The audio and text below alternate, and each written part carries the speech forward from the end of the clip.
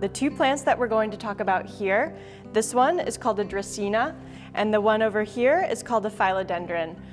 Both of them have lots of different varieties within them. The two that we're going to talk about, this one is Philodendron Hope, and this one is Dracaena Limelight.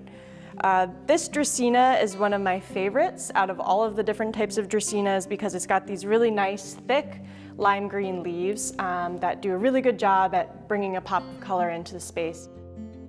As far as watering goes for the Dracaenas, what you want to do is let it dry out slightly in between heavy watering. So be checking it about once a week, but if it doesn't seem quite dry enough, then go another couple days. With the Philodendron, this one can actually handle even lower levels of light. So if you have like a north or an east-facing window or just fluorescent lights, this one would be okay. The Philodendron also really likes to dry out in between waterings, so you just want to make sure when you do water it, you water it really generously.